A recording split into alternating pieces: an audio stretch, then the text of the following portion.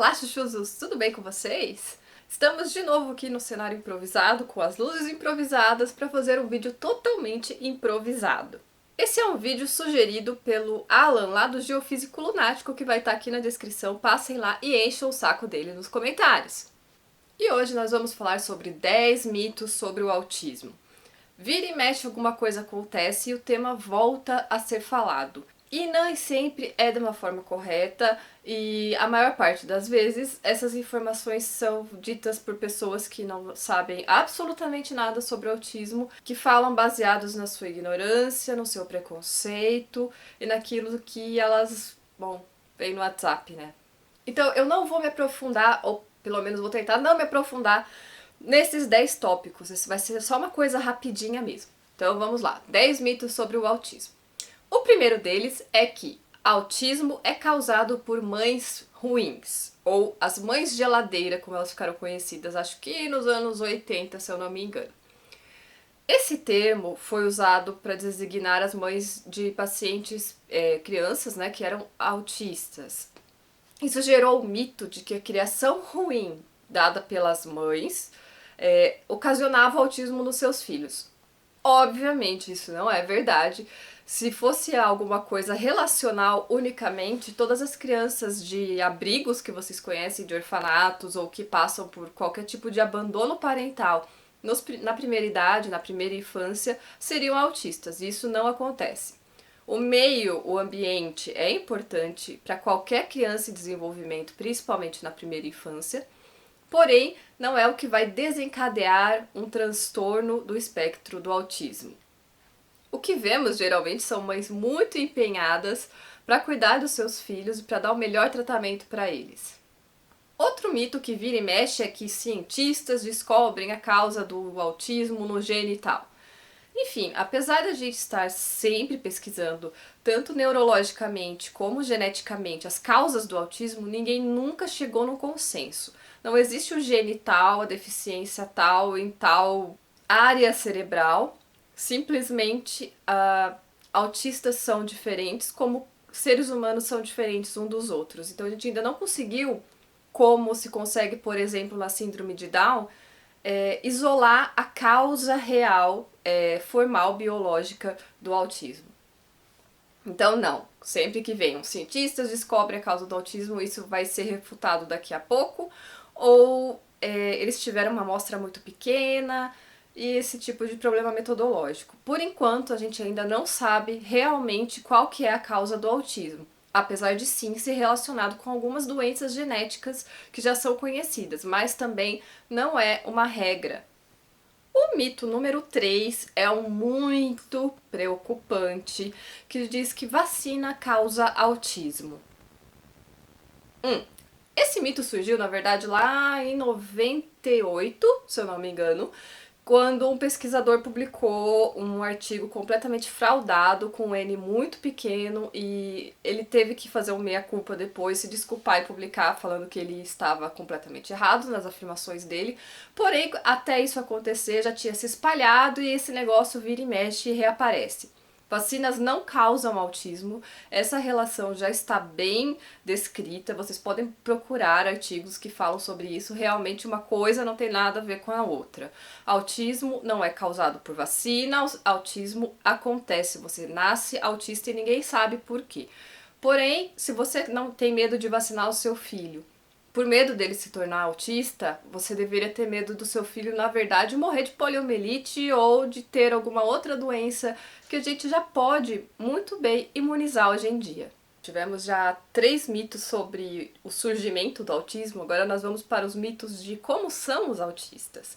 Então esse é o mito número 4. Autistas não gostam de interagir ou falar ou serem tocados por outras pessoas. Bom, você deve conhecer esse estereótipo do autista, né? Que ele não gosta de ser tocado, ele não gosta de comunicar-se com as outras pessoas e evita contato a todo custo. Isso não é verdade. A questão é que o autismo realmente traz grandes prejuízos na cognição social e na maneira como eles se expressam, como eles conversam e como se dá essa relação social. Então, nós temos autistas, como são as pessoas, muito diferentes uns dos outros. Alguns podem sim ter uma forte rejeição a qualquer tipo de toque ou conversa, enquanto outros podem simplesmente se jogar no seu colo, se esfregar em você e falar horas e horas sobre alguma coisa que interesse a ele. Então, nós temos, na verdade, polos opostos de dificuldade da compreensão social. É uma coisa que não é adequada socialmente, mas nem sempre vai ser a rejeição completa de um toque ou de uma conversa. Podendo, inclusive, ser completamente oposto, né? Que são os autistas que grudam em você e gostam muito de serem tocados e de carinhos e tudo mais. O que nos leva ao mito número 5: autistas não têm sentimentos. Essa é uma afirmação que ninguém pode fazer sobre ninguém, na verdade. Autistas têm sim sentimentos, eles entendem muito mais do que a gente acredita. Mesmo um autista não verbal, ele sabe muito bem o que está acontecendo ao redor dele. E normalmente os autistas mais graves tendem a ter preferência pelas pessoas que são mais carinhosas, alegres e que mostram disposição a interagir com eles, enquanto evitam as pessoas que demonstram ter medo, nojo ou qualquer coisa que não seja positiva em relação a eles. Então, apesar de não ter essa comunicação social preservada, a gente sabe que sim, eles têm sentimentos, eles têm uma dificuldade de demonstrar isso de forma adequada ou que a gente consiga entender, porque são formas diferentes de demonstrar. Mito número 6: autistas não olham nos olhos. Então, de novo, voltando a essa questão do comportamento social inadequado. É muito comum nos treinamentos que são oferecidos para autistas hoje focar muito nessa questão do você ter que olhar nos olhos da outra pessoa. Então, alguns autistas desenvolveram sim a capacidade de olhar nos olhos e manter esse olhar. A questão é que nem sempre esse olhar é adequado socialmente. Quer fazer uma experiência? Entra dentro de um elevador e fica encarando nos olhos da pessoa que acabou de entrar até ela sair do elevador. Isso não é adequado, certo? Pois bem, para um autista isso poderia ser exatamente aquilo que ele acha que é esperado socialmente: olhar nos olhos e manter esse olhar o tempo todo. Então, normalmente durante uma conversa, nós olhamos para o lado, nós olhamos para outra coisa, nós mantemos sim o olho no olho, né? Mas também desviamos muitas vezes para outras coisas. E quando o autista é ensinado a olhar nos olhos de outras pessoas, ele não sabe quanto tempo ele tem que desviar o olhar para outra coisa. Então é comum que ou eles evitem realmente olhar para você, olhem de lado, ou então eles foquem o olhar em você e não desviem, o que pode ser uma experiência um pouco assustadora para algumas pessoas. O mito número 7 é de que o transtorno do espectro do autismo sempre vai estar relacionado com um déficit no QI, ou na inteligência. Isso não é verdade, nós temos níveis de autismos diferentes e pode tanto ter um QI absolutamente normal até superior. Essa relação com o QI vai ter mais impacto, na verdade, com os graus mais graves de autismo, mas não necessariamente é real, nem sempre vai haver prejuízo cognitivo.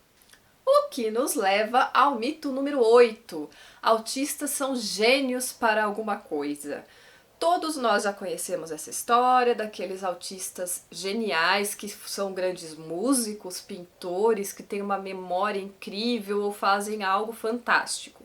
É muito legal essas pessoas virem a público e serem reconhecidas pelo seu trabalho, como é legal para qualquer pessoa, né? Mas é importante salientar que não, nem todo autista de grau leve vai ser um super gênio, super dotado em alguma questão. O que nós vemos é um hiperfoco em determinado tema. Por exemplo, aquela criança que gosta muito de dinossauros ou de carros ou de qualquer coisa que é aquela paixão que essa criança com autismo tem, ou esse adulto também. Então ele sabe falar muitas e muitas coisas sobre esse tema, mas não sobre outros temas. Por isso que é tão importante quando você está trabalhando com uma criança autista, você diversificar os temas para essa criança. Porque se você pegar o tema que ela realmente gosta, a gente já sabe que ela gosta, ela pode ir embora só nisso por muito e muito tempo. Então, sim, eles têm interesses muito específicos, eles podem saber muitas coisas sobre esse tema específico, mas não quer dizer necessariamente que eles vão bem nos outros assuntos e também não quer dizer que eles tenham total conhecimento sobre esse tema ou que eles vão dominar alguma arte muito bem. Sempre estimule o seu filho, independente dele ser autista, dele ter síndrome de Down, dele ser uma criança típica. Estimule o seu filho, veja naquilo que ele é realmente bom, invista naquilo que ele gosta. Mas não espere do seu filho coisas geniais ou ganhar um prêmio Nobel, porque esse é um peso que nenhuma criança precisa levar nas costas. Então já falamos sobre os mitos de onde surge o autismo, já falamos sobre mitos de como são os autistas, e agora vamos falar sobre dois mitos particularmente difíceis, que são sobre o tratamento. Abro parênteses aqui para dizer que existem diversos tipos de tratamentos psicológicos, farmacológicos, pedagógicos, fonoaudiológicos e de terapia ocupacional, do que seu filho for preciso, mas procure os profissionais certos, os profissionais adequados, que tenham formação nisso e realmente saibam o que estão fazendo. Voltando para o vídeo. O mito número 9 é polêmico, é sobre a dieta cetogênica para autistas. Também não é uma coisa única, sempre aparece uma dieta milagrosa que se você tirar o glúten da sua alimentação, no caso da dieta cetogênica, ou tirar a lactose, ou tirar o açúcar, ou tirar qualquer coisa, alguma mágica vai acontecer e seu filho vai deixar de ser autista. Você não pode nunca prometer cura para autismo porque uma cura não existe, dado que não é uma doença, é um transtorno e a gente nem sabe o que realmente causa isso. Apesar da dieta cetogênica ter mostrado, sim, resultados muito positivos e muito interessantes em alguns casos específicos, ainda não é cientificamente comprovado qualquer interação entre melhora nos sintomas de autismo, melhoras no aprendizado de uma criança autista, melhora de qualquer coisa atrelado realmente à dieta cetogênica. Nós temos pesquisas enviesadas, nós temos problemas metodológicos e nós ainda estamos pesquisando sobre isso. Então, não, apesar da dieta cetogênica ter mostrado resultados em alguns casos, não mostra nenhum resultado em outros. Como autistas geralmente têm uma restrição alimentar, eles não aceitam certos alimentos ou têm uma dificuldade de experimentar coisas novas, impor uma dieta muito restritiva vai afetar sim a nutrição dessa pessoa. Então, você propor dietas radicais precisa ter um embasamento melhor antes de sair fazendo isso por aí, tá bom? Mas é claro, você pode tentar, se você acha que isso pode melhorar seu filho, vai que ajuda realmente, né? Mas então, nesse caso, procure uma nutricionista para não ficar nenhum déficit nutricional, tá bom? E o último aqui dos top 10 mitos sobre autismo. Uma coisa que me deixou com o sangue fervendo por muito tempo. Mas precisamos falar sobre isso. Não, a administração de qualquer tipo de solvente, de qualquer tipo de medicação milagrosa não vai curar o autismo. Principalmente a inserção de cloro, sim, água sanitária, através do reto de pessoas com autismo.